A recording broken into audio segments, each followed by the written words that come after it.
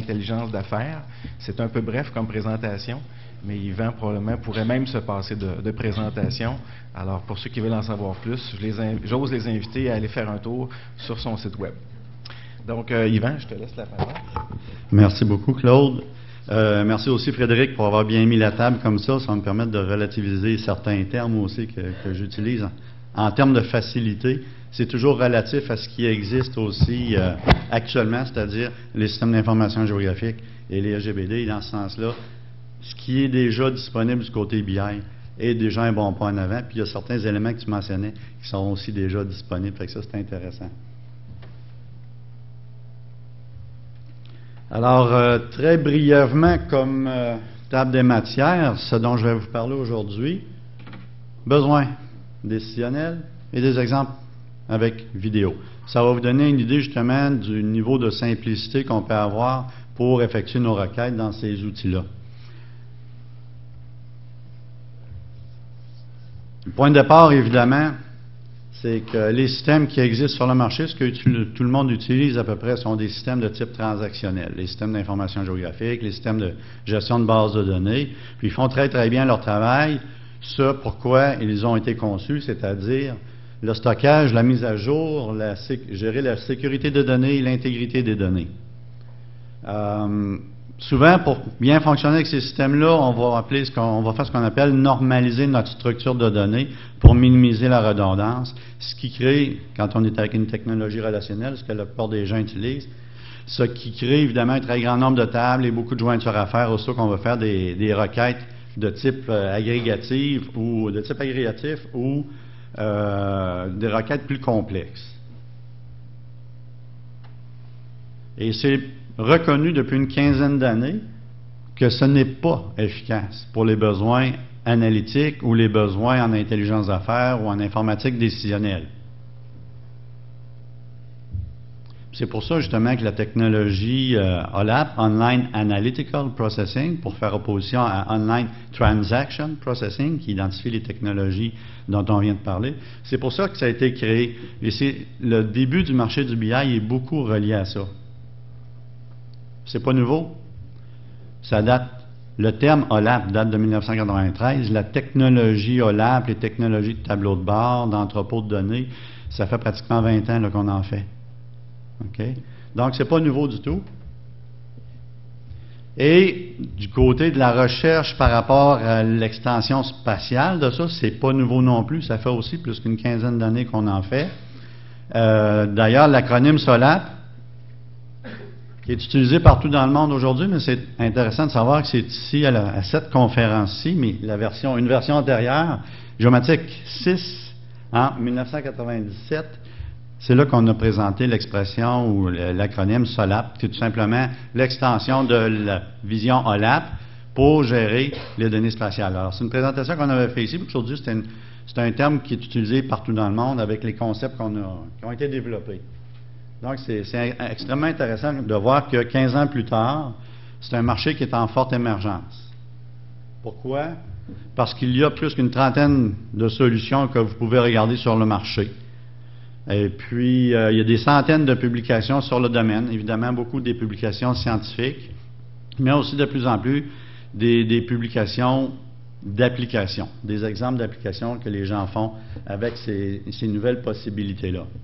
Je vous invite d'ailleurs à écouter la présentation à Sonia Rivet sur les principales technologies, et une de celles-là, évidemment, que vous avez probablement eu l'occasion de voir dans les stands d'exposition, celle qu'on a développée avec notre équipe, qui était la première technologie SOLAP lorsque c'est sorti sous le nom de JMAP SOLAP, et puis qui a été rebaptisé depuis qu'on a redéveloppé tout ça, qui a été rebaptisé Map for Decision, et qui fait encore école beaucoup et qui est imité par plusieurs.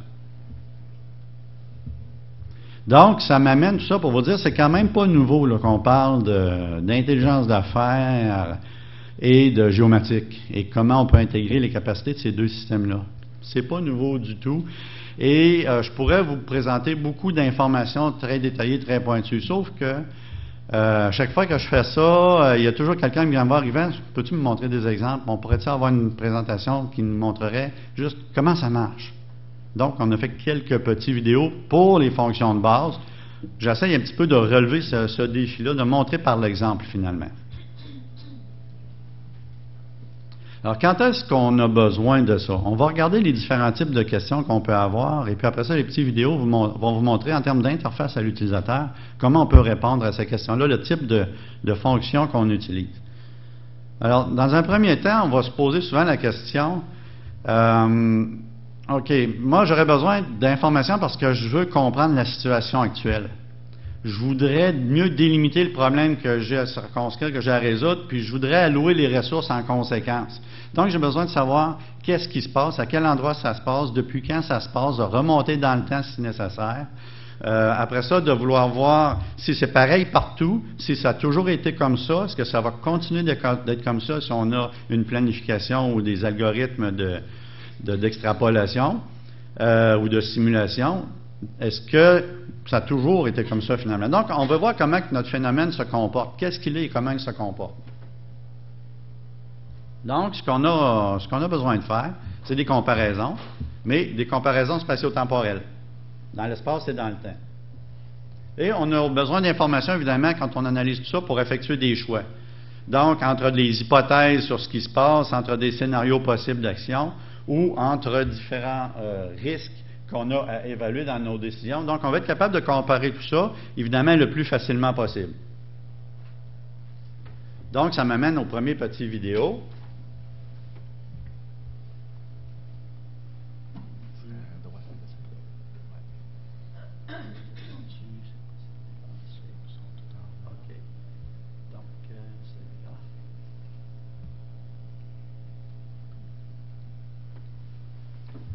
Alors, voici un exemple assez représentatif, tout simplement, et les manipulations qui sont là sont en temps réel. Donc, j'ai un tableau avec une information sur les données de population du Canada, de Statistique Canada. Je crée ma carte en cliquant sur un bouton, et tout simplement, je vais aller faire un forage, un drill down qu'on appelle, sur les grandes régions du pays, ensuite sur les provinces du pays, et après ça, sur les régions métropolitaines ou les régions de recensement.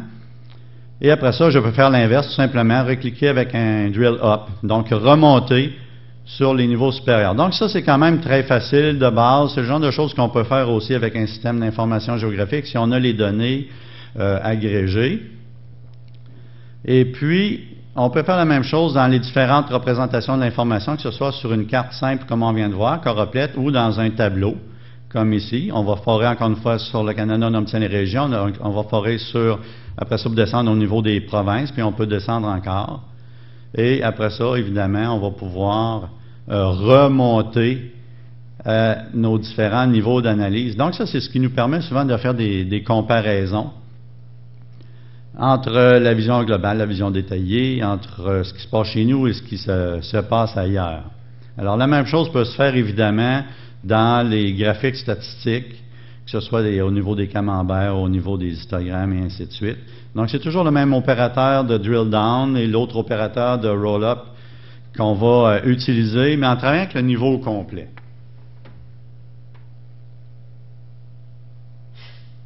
Oui, ici. Un petit peu. Je vais chercher la présentation. Ici. Donc, si je continue comme ça, les autres besoins que je peux avoir, par exemple, je peux avoir besoin d'informations pour voir si une situation elle est normale. Est-ce qu'elle est dans la moyenne? Est-ce qu'elle est pire qu'ailleurs? Est-ce que c'est mieux qu'ailleurs? Est-ce qu'il s'agit d'une tendance? Encore une fois, pour faire ça, j'ai besoin de comparer, j'ai besoin de savoir ce qui se passe, donc j'ai besoin d'avoir une vision globale de l'information.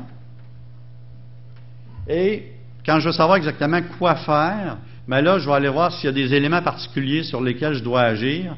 À quel endroit sont-ils localisés précisément? Quand est-ce que le phénomène ou que la modification va se produire exactement? Ou l'impact de ma décision? Donc, j'ai besoin aussi d'avoir accès aux détails. Donc, j'ai besoin de naviguer continuellement de la vision globale à mes détails. Alors là, on voyait tout à l'heure un forage par niveau, mais là, on va y aller par les vrais forages qu'on utilise en BI, c'est-à-dire par objet ou celui ce qu'on appelle des membres dans le langage BI. Alors là, on va voir apparaître le même type d'opération, encore une fois, des des opérations de drill down, de roll up. Donc, je crée ma carte, un drill down, mais là, c'est un drill down par membre et non pas par niveau. Alors là, je vais toujours voir juste les enfants du membre sur lequel je vais cliquer, ou de l'organisation sur laquelle je vais cliquer. Comme ici, c'est des municipalités. Alors, je regarde les différentes municipalités qui sont là, qui peuvent m'intéresser particulièrement. Et je vais aller forer sur une de ces municipalités-là et je ne vois que ces enfants. Dans ce cas-ci, ce sont les éléments du réseau routier qui nous intéressent. Donc, changement de type de géométrie aussi, polygonale à linéaire. Je peux continuer de forer là-dessus aussi pour aller voir des détails, ou je peux remonter. Et là, je remonte aux paires uniquement, et non pas à tous les niveaux, tous les éléments des niveaux supérieurs. Donc, ce type de forage-là par membre, évidemment, peut être répété, peut être exécuté avec le même opérateur au niveau des tableaux aussi, au niveau des graphiques statistiques.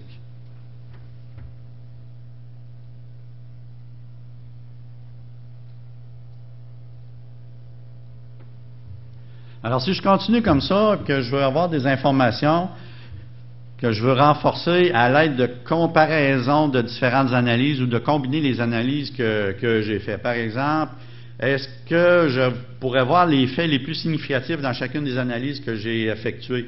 Est-ce que je peux les voir de différentes manières et non pas juste selon un type de carte ou un type de graphique statistique? Je veux voir s'ils se comportent entre eux aussi de manière cohérente et est-ce que c'est comparable partout et pour n'importe quelle période.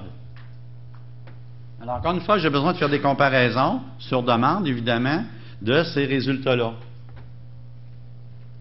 Et si je veux même aller voir différents scénarios qu'on a mis en place pour savoir pour définir comment on va réagir, ben, je peux aller vouloir voir l'impact du scénario 1, comparer avec les deux autres scénarios ces impacts-là, et voir si, encore une fois, c'est comparable dans toutes nos régions et pour toutes les périodes prévues pour le futur.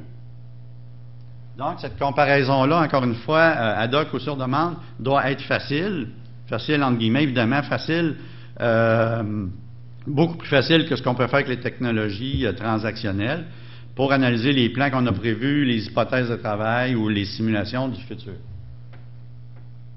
Alors, encore un petit vidéo.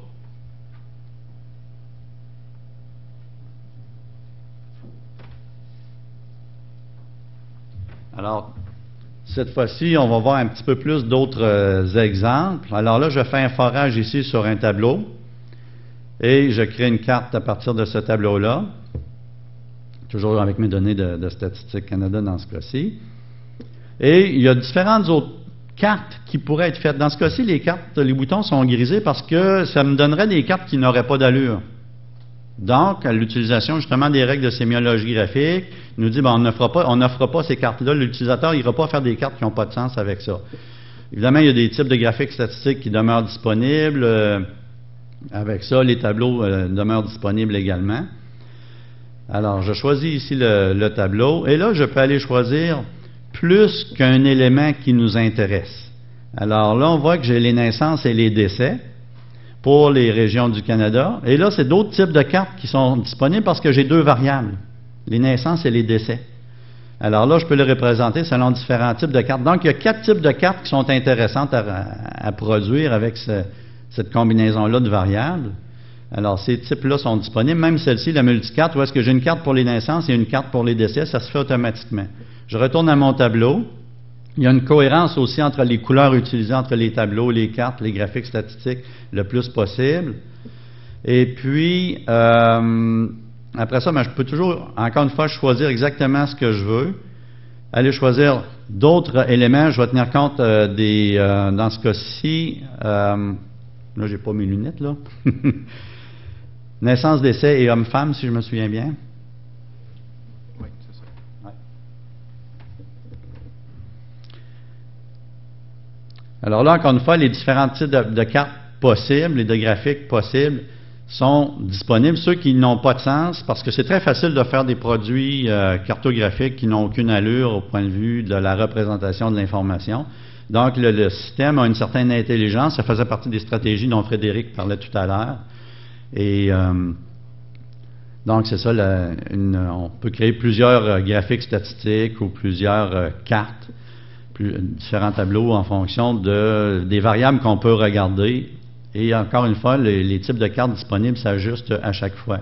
Alors là, ici, on a pour les hommes et les femmes, puis les 3 groupes de population, les jeunes, les personnes en âge de produire, puis ceux qui sont plus âgés.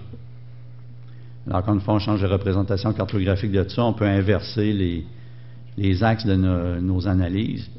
Et tout ça se fait quand même automatiquement. Donc, avec quelques clics, quelques secondes, on peut très, très facilement produire l'information qui va parler la plus, aller chercher le mode de représentation cartographique ou graphique statistique qui va le mieux communiquer l'information ou qui va nous aider le plus facilement à analyser cette information-là. Alors, vous voyez, à venir jusqu'ici, il n'y a aucun langage d'interrogation qui a été utilisé et on n'a pas perdu de temps. On a toujours conservé notre fil conducteur. On n'a pas été distrait par la façon de créer nos requêtes. On n'a pas été distrait par le choix.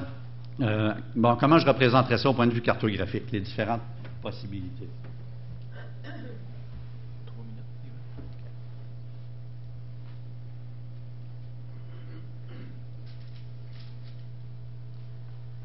Bon, alors il y a différents autres besoins décisionnels aussi qui existent évidemment. Si on veut de l'information pour des situations variées, que ce soit de routine ou au niveau stratégique ou au niveau des urgences, il y a des décisions qui sont plus ou moins prévisibles, il y en a d'autres qui ne sont pas prévisibles du tout. Donc, il faut être capable de faire des croisements de données sur demande. Ça peut très, très bien se faire avec le tableau. Je ne présenterai pas le petit vidéo sur ça pour ne pas prendre trop de temps. Mais c'est extrêmement facile de combiner nos actes d'analyse. Et si on veut avoir de l'information pour les faits significatifs, par exemple, quels sont les faits qui ont des impacts, ceux qui ont les impacts les plus importants à court terme, à long terme, est-ce qu'ils sont cycliques, est-ce qu'il y en a partout, est-ce que les impacts ont lieu partout, est-ce qu'ils sont concentrés ou dispersés sur le territoire, ce genre de choses-là, est-ce qu'il y a des corrélations dans le temps, est-ce qu'il y a des corrélations dans l'espace entre ces impacts-là. Donc, encore une fois, j'ai besoin de faire du croisement d'informations sur demande. Et si je veux aller chercher des tendances, voir des opportunités, est-ce qu'il y a des faits qui se répètent, qu'est-ce qui a été impliqué, ça se produit à quel endroit, est-ce qu'ils sont regroupés, et tout ça. Donc, encore une fois, c'est quelque chose qui me demande de faire des comparaisons. Il faut que ce soit rapide, il faut que ce soit simple, il faut qu'il y ait une interactivité vraiment très, très forte.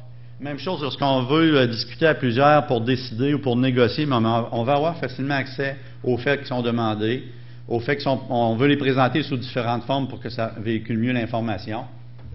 Et on a besoin d'informations globales, détaillées, comparer ça aussi au fur et à mesure des discussions. Donc, encore une fois, besoin d'exploration interactive de nos données de façon ad hoc. Et en bout de piste, on va avoir à produire des rapports, des tableaux, des cartes, imprimer ça, distribuer ça. Donc, la production d'informations just in time en fonction de ce qu'on a besoin. Juste un petit exemple ici qui m'a été fourni par Intellicube au niveau d'indicateurs de performance reliés aux infrastructures routières. Les gens ont besoin de connaître les impacts là, sur la réduction du nombre d'accidents, la réduction de la congestion, des émissions de gaz à effet de serre ou des polluants, et la réduction des temps de déplacement. Donc, c'est 4 critères qu'à chaque décision qu'il prenait, il devait comparer ça et balancer les impacts sur chacun des scénarios étudiés. Alors, c'est le type de situation où on a besoin de pouvoir comparer. Donc, finalement, aussitôt que vous avez besoin de connaître une certaine information par rapport à une série de critères et que vous voulez les comparer facilement, que ce soit qu'est-ce qui se passe ailleurs, qu'est-ce qui se passe à d'autres époques, je vais avoir le portrait global, je vais avoir le portrait détaillé, je vais étudier mes cas particuliers. Quand vous êtes dans une situation comme ça et que vous voulez le faire rapidement, que vous voulez le faire beaucoup plus facilement qu'avec les technologies transactionnelles habituelles, bien évidemment, le mariage de la technologie d'intelligence d'affaires avec la technologie SIG, ce qui nous amène au monde du GeoBI, c'est la solution qui est tout à fait appropriée. À noter que ça ne remplace pas les systèmes d'information géographique ou les SGBD, c'est tout simplement les technologies GeoBI viennent compléter ces technologies-là, ça offre des nouvelles fonctions, ça nous permet de mettre en valeur finalement l'information ou les données qui existent dans les systèmes transactionnels. Donc, ça ne remplace pas, ça vient ajouter à l'investissement, ça augmente notre retour sur notre investissement. Et cet ajout-là, ben, c'est tout simplement que c'est plus simple et c'est plus facile de faire des requêtes complexes, des requêtes comparatives, des requêtes croisées d'informations. Et c'est une technologie comme les SIG et les SGBD, ce sont des technologies génériques, donc qui peuvent être appliquées dans plusieurs domaines et surtout pour les décisions de type stratégique ou de type complexe pour nos analystes pour essayer de comprendre qu'est-ce qui se passe et de simuler différents scénarios pour voir les impacts dans le futur de nos décisions. Alors sur ça, j'espère que ça va avoir aidé un petit peu à montrer que finalement, oui, il y a toutes sortes de théories et de concepts qui se cachent derrière ça, il y a des problèmes complexes, mais en bout de piste, l'idée c'est d'arriver avec une technologie qui facilite votre travail de tous les jours. Merci. Merci beaucoup, Yvan. Alors, on va quand même prendre le temps pour une couple de questions. Comme je le disais tout à l'heure, je vous invite, pour ceux qui auraient des questions, à vous rendre à un des 2 micros qui sont dans la salle. Alors, la parole est à vous. Est-ce qu'il y en a qui ont des questions? Moi, j'en aurais peut-être une. Est-ce que ce genre d'outil-là est dédié essentiellement à du middle management ou à du top management? On sait que les top management ont souvent une forte propension à préférer d'aller jouer au golf. Est-ce que c'est des gens qui, dans l'esprit du développement de ces outils-là, devraient être aptes à en tirer profit directement ou plutôt utiliser des intermédiaires humains, des analystes qui, eux, vont utiliser ces outils d'analyse-là? C'est souvent l'intermédiaire, c'est souvent un power user, un analyste du domaine d'affaires qui va utiliser ce genre de technologie-là. C'est rarement, très rarement, le décideur ultime là, de l'organisation. Comme tu dis, le golf est plus important pour eux. C'est les contacts, c'est les informations informelles. Quand on parlait, par exemple, de nos projets avec la Défense, ils disaient toujours qu'eux ne se fiaient jamais à une seule source d'information. Ça avait beau être le meilleur système au monde avec les meilleures données derrière. Ils voulaient toujours vérifier leurs informations avec d'autres sources avant de décider. Et je pense qu'un bon gestionnaire doit faire la même chose aussi. Puis il va souvent... Là, ils ont leur couverture de presse qui arrive le matin. Il y a déjà des gens qui sont là, puis ils regardent tout ce qui s'écrit dans les journaux, sur le web, qui impriment ça, puis qui remettent ça au patron le matin quand il arrive. Là, il fait ça rapidement pour voir c'est quoi les principaux enjeux, de quoi les gens discutent aujourd'hui. Il fait des coups de fil, communique par email, et il va avoir son rapport de tableau de bord. C'est rarement lui qui va aller utiliser ça. Très, très rarement. OK, très bien. Autre question?